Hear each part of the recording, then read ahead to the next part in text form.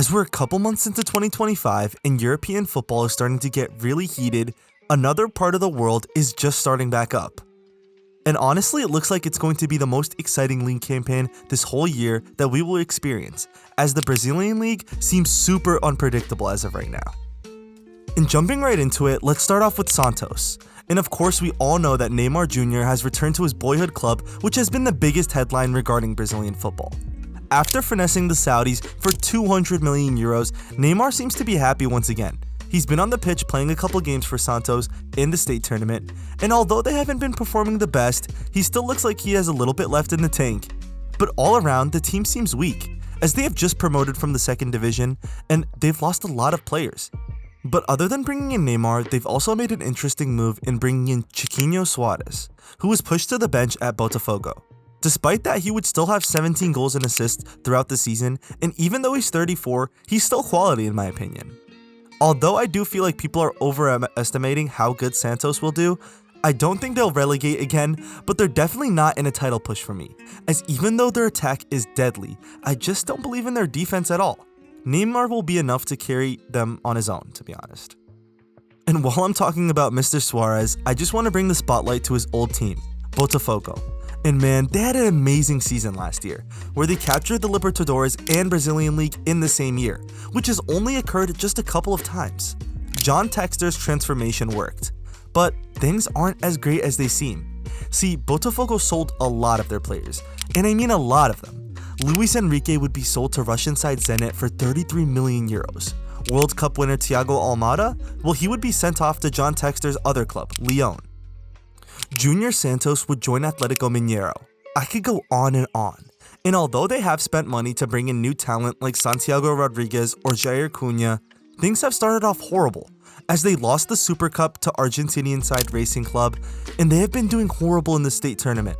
Right now, being a repeat champion seems unlikely, but I do understand that the team needs time to gel, as they have changed so much in the matter of just one season. But who I will be expecting a lot from is Palmeiras. As we know, these past couple of years, Palmeiras has been dominant in the Brasileiro, and I think that will continue. Even though Estevao will be leaving Chelsea for the moment he turns 18, invest into the squad. And I mean, they're actually doing good at that, as a lot of their starters are younger players who still have that talent. Honestly, I see Palmeiras as the favorites for the title. Although it will not be easy, they have a good chance. And another side who has a good chance of winning the title, Flamengo, will want to avenge. Although their star man Gabriel Barbosa has left, they still have a very strong side. I mean, that midfield is really going to play a big part in the team's success, and I think that it will be also them in the title race.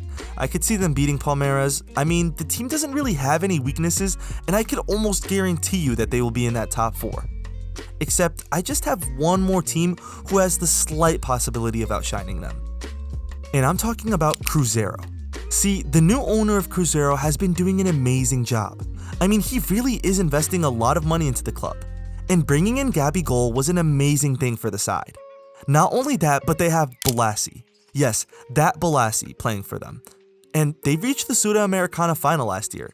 Even though they did lose it to Racing Club, I think it was an important learning experience for them. Even right now in the State Cup, they had a little bit of a disappointing run, losing in the semifinals in a penalty shootout. But I think if you give Gabigol time to really adjust and hope goalkeeper Cassio channels his Corinthians prime form, then I really think we could see another title contender. Money is not a problem for Cruzeiro. I think it's more of a patience thing, and fans need to just trust the process. They're an exciting team to look out for. And I kinda wanna shift the focus away to the newly promoted clubs. Congratulations to Mirassol for their first ever season playing in the top division, but I don't think it'll last. They will go straight back down. Along with Sporting Recife, I don't know if I said that right, but they just came up as well, and I don't think I have a good feeling about any of these two sides. I can't predict any of the other relegations, as it will be just as tight of a race at the bottom of the table as it will be at the top, but there is no chance that Red Bull Bragantino are going to be in a relegation battle again. Look, there's no way. I mean, come on, did we really not think that a team branded by Red Bull would not invest in the side? I mean, they proved me right. They've made a lot of transfers, even bringing in a few loans from sister club Red Bull Salzburg.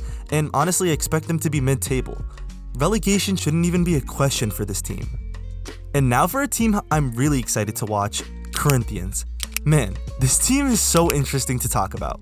Last season they had a roller coaster of emotions, making it to the semi-finals of both the Sudamericana and the Brazilian Cup while also fighting to not be relegated. Like seriously, they spent almost half the season in that bottom 4. But then they transferred in Big Memphis Depay, and now that he's fit, well, I have the utmost belief in him, and I think he will end up as the top scorer in the team and in the league, honestly. He really feels like he's at home. I mean, everybody likes the guy, from the club staff, the fans, hell, even the gangs. This guy is valid in the favelas. Corinthians spent a lot more to strengthen the team over the transfer window and now look dangerous again. And with Depay banging in goals left and right, Corinthians will be doing some serious damage this season. And there's just so many teams to talk about this year, but I just want to talk about one last side in this video, Sao Paulo. First off, bringing back Oscar after all those years from China, and he's still a joy to watch. I mean, he was playing there for 7 years and earned an insane 175 million euros. And I thought he would come back and just take the game less seriously, but it's been anything but that. I'm so excited to watch him play, and Lucas Moura still has some gas left in the tank as well. Even though they have an older attack, their experience and ability will make them another side which will be dangerous for sure. This Brasileiro season is going to be the most entertaining one in a while, as I could really see so many different teams winning it all. But what do you think? Who will win the title?